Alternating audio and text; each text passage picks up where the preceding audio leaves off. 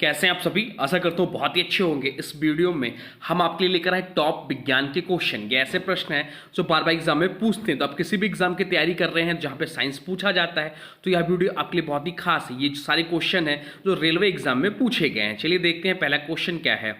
पहला प्रश्न आपसे पूछा है, ऊर्जा संरक्षण का नियम किस पर आधारित है।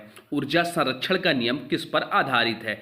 जिस किसी भी प्रश्न का राइट आंसर आपको पता है तो वीडियो को पॉज करिए और राइट आंसर कमेंट बॉक्स में लिख दीजिए। तो इस क्वेश्चन का राइट आंसर हो जाएगा ऑप्शन बी, थर्मोडायनेमिक्स का पहला नियम ऊर्जा संरक्षण का नियम है। चलते हैं दूसरे क्वेश्चन की ओर। अगला क्वेश्चन आपसे पूछा है, भूकंप मापने वाला यंत्र कौन सा है। भूकंप मापने वाला यंत्र कौन सा है। एनेमोमीटर, बैरोमीटर, सिस्मोग्राफ या थर्मामीटर।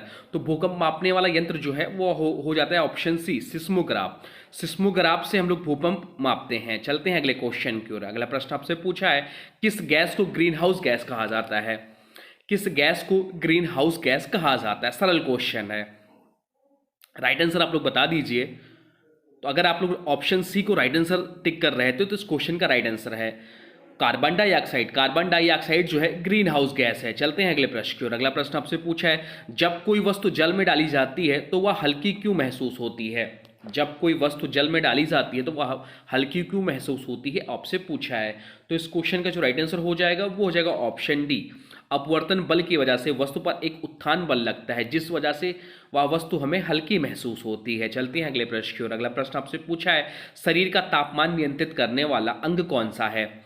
शरीर का तापमान नियंत्रित करने वाला अंग कौन सा। हृदय, मेरुरज्जु, हाइपोथैलेमस या पिट्यूटरी ग्रंथि। तो इस प्रश्न का राइट आंसर हो जाएगा ऑप्शन सी, हाइपोथैलेमस जो है वह शरीर के तापमान को नियंत्रित करने वाला अंग है। चलते हैं अगले प्रश्न की ओर। अगला प्रश्न आपसे पूछा है, प्रकाश की गति अधिकतम कहाँ होती है, किस में होती है। प्रकाश की गति अधिकतम किस में होती है। जल में, वायु में, कांच में, निर्वात में, जिसे वैक्यूम भी बोलते हैं। तो इस प्रश्न का राइट आंसर आप लोग कमेंट बॉक्स में बता दीजिए। तो इस प्रश्न का जो राइट आंसर हो जाएगा वो हो जाएगा ऑप्शन डी, निर्वात या वैक्यूम में। इंपॉर्टेंट है, यह प्रश्न पूछता है।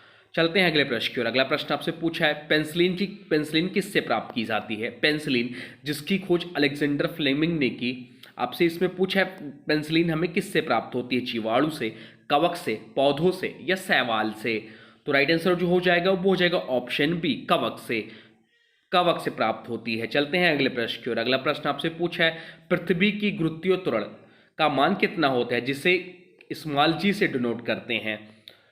तो पृथ्वी का गुरुत्वीयकरण जो होता है वह होता है 9.8 मीटर प्रति सेकंड स्क्वायर। तो राइट आंसर हो जाएगा ऑप्शन सी, 9.8 मीटर प्रति सेकंड स्क्वायर गुरुत्वीय त्वरण जी का पृथ्वी पर मान होता है। चलते हैं अगले प्रश्न की ओर। अगला प्रश्न आपसे पूछा है, अम्ल और क्षार के बीच होने वाली क्रिया को क्या कहते हैं। अम्ल और क्षार के बीच होने वाली क्रिया को क्या कहते हैं। तो इस प्रश्न का जो राइट आंसर हो जाएगा,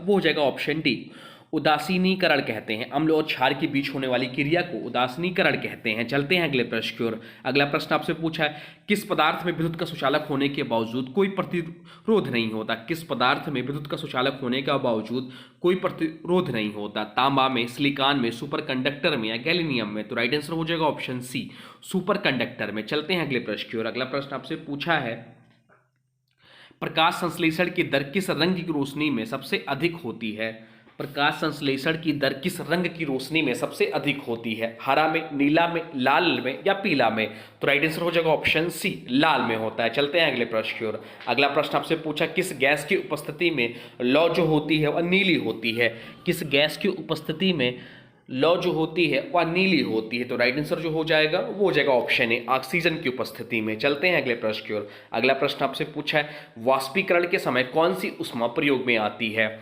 वाष्पीकरण में के समय कौन सी ऊष्मा प्रयोग में आती है। गुप्त ऊष्मा, विशिष्ट ऊष्मा, तापमान या क्रियाशील ऊष्मा। तो राइट आंसर हो जाएगा ऑप्शन ए, गुप्त ऊष्मा। चलते हैं अगले प्रश्न की ओर। अगला प्रश्न आपसे पूछा है, किस धातु को काटने पर सिल्वर चमक दिखती है और वह वायु के संपर्क में आते ही काली हो जाती है। आपसे पूछा है, किस धातु को काटने पर सिल्वर चमक दिखती है और वह वायु के संपर्क में आते ही काली हो जाती है। सोडियम, तांबा, जस्ता या एल्युमिनियम। तो इस प्रश्न का जो राइट आंसर हो जाएगा वो हो जाएगा ऑप्शन ए, सोडियम।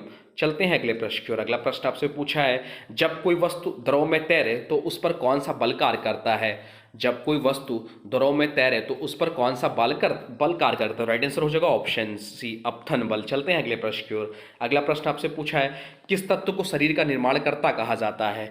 किस तत्व को शरीर का निर्माणकर्ता कहा जाता है? तो कैल्शियम को शरीर का निर्माणकर्ता कहा जाता है। तो राइट आंसर हो जाएगा ऑप्शन ए, सॉरी। चलते हैं अगले प्रश्न की ओर। अगला प्रश्न आपसे पूछा है, त्वचा का रंग किसके कारण होता है? त्वचा का रंग का निर्धारण किसके कारण होता है? कोलेजन के कारण, मेलानिन के कारण, ग्लूकोज के कारण या लाइपिड के कारण? तो राइट आंसर हो जाएगा ऑप्शन बी, मेलानिन के कारण। चलते हैं अगले प्रश्न की ओर। अगला प्रश्न आपसे पूछा है, कोशिका के अंदर ऊर्जा निर्माण किस प्रक्रिया से होता है? कोशिका के अंदर ऊर्जा निर्माण किस प्रक्रिया से होता है? तो इसका जो राइट आंसर हो जाएगा वो हो जाएगा कोशिकीय श्वसन के द्वारा। ऑप्शन सी इस प्रश्न का राइट आंसर हो जाएगा। चलते हैं अगले प्रश्न की ओर। अगला प्रश्न आपसे पूछा है, गैसों का द्रव में विलयन किस सिद्धांत के अनुसार होता है? गैसों का द्रव में विलयन किस सिद्धांत के अनुसार होता है? तो इस प्रश्न का जो राइट आंसर हो जाएगा वो हो जाएगा ऑप्शन ए, हेनरी का नियम। चलते हैं अगले प्रश्न की ओर। अगला प्रश्न आपसे पूछा है, किसकी उपस्थिति में फलों का पकना तेज होता है? किसकी उपस्थिति में फलों का पकना तेज होता है? ऑक्सीजन, एथिलीन, हाइड्रोजन या नाइट्रोजन? तो राइट आंसर हो जाएगा ऑप्शन बी, एथिलीन की उपस्थिति में। चलते हैं अगले प्रश्न की ओर। अगला प्रश्न आपसे पूछा है, पदार्थों की कंडक्शन क्षमता किस पर निर्भर करती है? पदार्थों की कंडक्शन क्षमता किस पर निर्भर करती है? तापमान पर, दाब पर, आणविक संरचना पर या आवेश पर? तो राइट आंसर हो जाएगा ऑप्शन सी, आणविक संरचना पर निर्भर करती है। चलते हैं अगले प्रश्न की ओर। अगला प्रश्न आपसे पूछा है, सबसे कम तरंगदैर्घ्य किस विकिरण की होती है? सबसे कम तरंगदैर्घ्य किस विकिरण की होती है? राइट आंसर आप लोग कमेंट बॉक्स में लिख दीजिए। रेडियो तरंग की, एक्स किरण की, गामा किरण की या औरत किरण की? तो राइट आंसर हो जाएगा ऑप्शन सी, गामा किरण की। चलते हैं अगले प्रश्न की ओर। अगला प्रश्न आपसे पूछा है, किसका प्रयोग कृत्रिम वर्षा में किया जाता है? किसका प्रयोग कृत्रिम वर्षा के लिए किया जाता है? सिल्वर नाइट्रेट का, सिल्वर आयोडाइड का या पोटेशियम क्लोराइड का या हाइड्रोजन सल्फाइड का? तो राइट आंसर जो हो जाएगा वो हो जाएगा ऑप्शन बी, सिल्वर आयोडाइड का प्रयोग करते हैं कृत्रिम वर्षा के लिए। इंपॉर्टेंट मार्क कर लीजिए, आपसे पूछ सकता है एग्जाम में। चलते हैं अगले प्रश्न की ओर। अगला प्रश्न आपसे पूछा है, पौधों में भोजन का स्थानांतरण किससे होता है? पौधों में भोजन का स्थानांतरण किससे होता है? जाइलम से, फ्लोएम से, स्टोमेटा से या ट्राइकोम से? तो राइट आंसर हो जाएगा फ्लोएम से। फ्लोएम से पौधों में भोजन का स्थानांतरण होता है। अगर आपसे यही पूछा होता पौधों में जल का स्थानांतरण किसके द्वारा होता है, तो जाइलम के द्वारा होता है, यह भी ध्यान रखिएगा। चलते हैं अगले प्रश्न की ओर। अगला प्रश्न आपसे पूछा है, कौन सा रक्त समूह सर्वदाता कहलाता है? कौन सा रक्त समूह सर्वदाता कहलाता है? तो सर्वदाता रक्त समूह जो कहलाता है वो ब्लड ओ कहलाता है। तो राइट आंसर हो जाएगा ऑप्शन डी। यहीं आपसे अगर पूछा तो सर्वग्राही ब्लड ग्रुप कौन सा होता है, तो सर्वग्राही जो होता है वो AB होता है।